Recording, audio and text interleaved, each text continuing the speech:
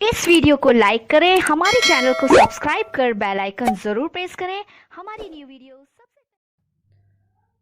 जय श्री राम। आइए आज हम जानते हैं कि दीपावली क्यों मनाई जाती है। ये प्रसंग शुरू करने से पूर्व आप सभी को और समस्त देशवासियों को मेरी ओर से दीपावली की बहुत बहुत शुभकामनाएं। आप सबको प्रकाश के इस महापर्व, इस महादीपोत्सव दीपावली की हार्दिक शुभकामनाएं और बधाइयां।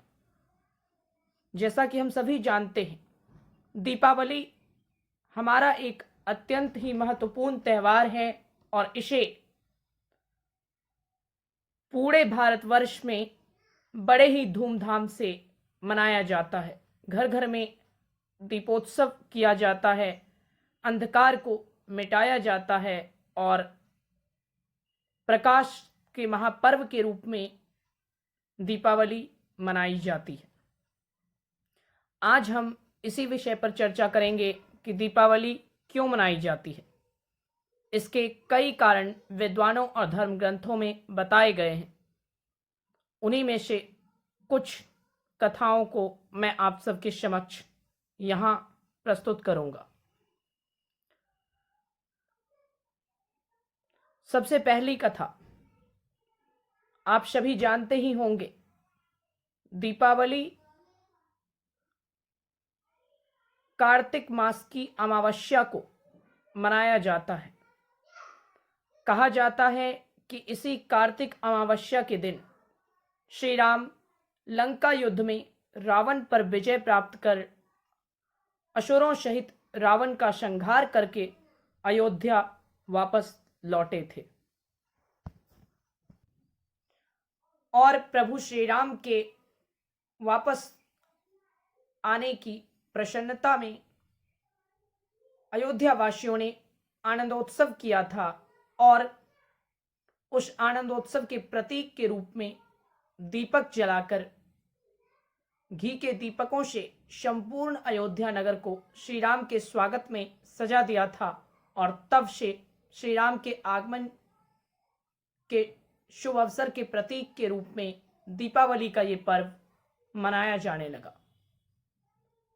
दीपावली मनाए जाने के दूसरे कारण की अगर हम चर्चा करें तो वो भी एक अत्यंत प्रसिद्ध कारण है। जैसा कि आप सब जानते हैं, भागवत महापुराण, विष्णु पुराण आदि ग्रंथों में इस बात का वर्णन मिलता है कि देवताओं और असुरों ने मिलकर समुद्र मंथन किया था। जब देवताओं और असुरों ने मिलकर समुद्र मंथन किया तो उस सागर मंथन से अनेक बहुमूल्य रत्न प्रकट हुए। कहते हैं कि उसी सागर मंथन से उसी दिन सागर कन्या के रूप में, समुद्र की पुत्री के रूप में माता लक्ष्मी का प्राकट्य हुआ। कार्तिक अमावस्या के दिन ही सागर पुत्री के रूप में माता लक्ष्मी प्रकट हुई थी और उन्होंने श्री विष्णु को अपना पति मान लिया था। तब से दीपावली को लक्ष्मी की पूजा की जाती है और लक्ष्मी पूजा के रूप में भी दीपावली को मनाया जाता है। दीपावली के उत्सव में हम सभी माता लक्ष्मी की पूजा करते हैं और उनसे आशीर्वाद लेते हैं। दीपावली मनाए जाने का तीसरा कारण ये माना जाता है कि भौमासुर नाम का एक असुर था, जिसे नरकासुर भी कहा जाता है। वह भूमि का पुत्र था, अर्थात धरती का पुत्र था, इसलिए उसे भौमासुर भी कहा जाता था। भौमासुर की रणनीति ये थी कि जब वह किसी भी राजा पर आक्रमण करता था तो उस देश की सुंदर युवतियों और राजकुमारियों को बंदी बनाकर उन्हें अपने भोग के लिए कारागार में डाल देता था। इसी प्रकार जब भौमासुर ने कई राजाओं पर आक्रमण कर अनेकों राजाओं को जीत लिया और राजकुमारियों को बंदी बनाकर अपने कारागार में डालता गया, धीरे धीरे करके राजकुमारियों की संख्या उसके बंदी गृह में बढ़ती चली गई और बढ़ते बढ़ते वो संख्या 16,100 हो गई। कहते हैं कि इसी कार्तिक अमावस्या के दिन जब दीपावली मनाई जाती है, उसी दिन भगवान श्री कृष्ण ने भौमासुर यानी नरकासुर का विनाश किया था और 16,100 कन्याओं को उसके कारागार से मुक्ति दिलाई थी। और तब से ये पर्व मनाया जाता है, बड़े ही धूमधाम से, बड़े ही सम्मान के साथ, हर्षोल्लास से मनाया जाता है।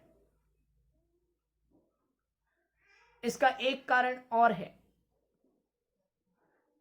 जैन धर्म के तीर्थकर भगवान महावीर को कार्तिक अमावस्या के दिन ही निर्वाण की प्राप्ति हुई थी, परमपद मिला था। इसलिए जैन धर्म को मानने वाले लोग भी भगवान महावीर के सम्मान में उन्हें निर्वाण की प्राप्ति के हर्षोल्लास के रूप में दीपावली के पर्व को बड़े ही धूमधाम से मनाते हैं। इस प्रकार दीपावली मनाए जाने के कई कारण हैं। कुछ पौराणिक कथाओं के अनुसार दीपावली इसलिए मनाई जाती है क्योंकि इसी दिन माता आदि शक्ति जगदम्बा ने महाकाली का रूप धारण कर जब असुरों का विनाश कर दिया था, तब माता काली के क्रोध को शांत करने के लिए भगवान शिव उनके चरणों में लेट गए थे, जैसा कि माता काली की प्रतिमा में भी आपने देखा होगा। और जैसे ही माता काली का चरण भगवान शिव के शरीर से स्पर्श हुआ, उनका क्रोध शांत हो गया और उन्होंने काली का भयंकर और डरावना स्वरूप त्याग दिया और माता आदिशक्ति काली से पुनः लक्ष्मी के रूप में शांत, सुंदर और तेजस्वी स्वरूप में प्रकट हो गई। तब सारे देवता प्रसन्न और आनंदित हो गए और सब ने माता लक्ष्मी के उस शांत स्वरूप की पूजा की। अर्थात कार्तिक अमावस्या के दिन ही माता काली का क्रोध शांत हुआ और वो फिर से अपने लक्ष्मी रूप में प्रकट हुई। इसलिए भी दीपावली का ये महापर्व मनाया जाता है। इस प्रकार दीपावली के इस महापर्व के मनाए जाने के अनेक कारण हैं। उनमें से कुछ कारण मैंने आप सबके समक्ष रखे हैं। सज्जनों, इन्हीं सब कारणों के कारण दीपावली हमारा एक अविस्मरणीय पर्व है, त्यौहार है, हमारी धार्मिक धरोहर है, हमारी अनेकों प्रकार की धार्मिक स्मृतियां, यादें, हमारे देवी देवताओं के अनेकों शुभ कार्य इस दिन हुए थे, वो सारी स्मृतियां इस तिथि में समाहित है। इसलिए आप सब से आग्रह है कि आप लोग बड़े ही आनंद के साथ प्रकाश के इस महापर्व को जलाएं और मनाएं। इस दिन हम सभी रोशनी जलाते हैं। मेरे प्यारे भाइयों बहनों, दीपावली मनाने वाले प्रत्येक व्यक्ति को यह भी शिक्षा लेनी चाहिए कि रोशनी का अर्थ होता है प्रकाश। संसार में भी आप बाहर प्रकाश करते हैं, परंतु दीपावली मनाना उसी का सार्थक होगा जो कि बाहर के साथ साथ अपने अंदर को भी शांति, स्नेह, प्रेम और दयालुता की भावना से प्रकाशित करेगा। अर्थात जिस प्रकार हम बाहर दिए जलाते हैं और अपने घरों को जगमगाते हैं, उसी प्रकार इस पर्व के शुभ अवसर पर हम सभी संकल्प लें कि हम अपने अंदर के पाप रूपी अंधकार को मिटा देंगे, दूर कर देंगे और अपने आप को धर्म, सत्य और ज्ञान रूपी प्रकाश से प्रकाशित करेंगे, अपने जीवन में सदैव ज्ञान और सत्य रूपी प्रकाश का अनुसरण करते रहेंगे, जिससे कि हमारा हृदय भी प्रकाशित होगा और हमारे अंदर का काम, क्रोध, लोभ, मोह और समस्त पाप रूपी अंधकार मिट जाएगा।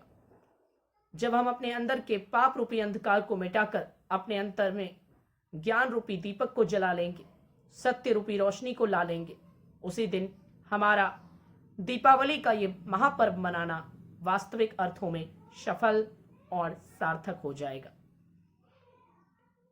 इन्हीं कामनाओं के साथ कि हम सबका ये महापर्व हमारे लिए वास्तविक प्रकाश का सूचक बने और हमारे जीवन के अंधकार को भी मिटाने में सक्षम हो, हम सभी बड़े आनंद और हर्षोल्लास के साथ इस महापर्व को अपने अपने घरों में, अपने अपने निवास स्थानों में और खुले मन से मनाएं। इन्हीं शुभकामनाओं के साथ मैं अपना वक्तव्य समाप्त करता हूं। एक बार फिर आप सभी को, समस्त देशवासियों को दीपावली की हार्दिक हार्दिक शुभकामनाएं। आप सबका ये पर्व शुभ और सुखद हो और जैसे दीपावली में घर दिए से भर जाते हैं और सब और जगमगाहट होती है, उसी प्रकार आपका जीवन भी आनंद और खुशियों से भर जाए, इसी शुभकामना के साथ जय महालक्ष्मी, जय श्री गणेश।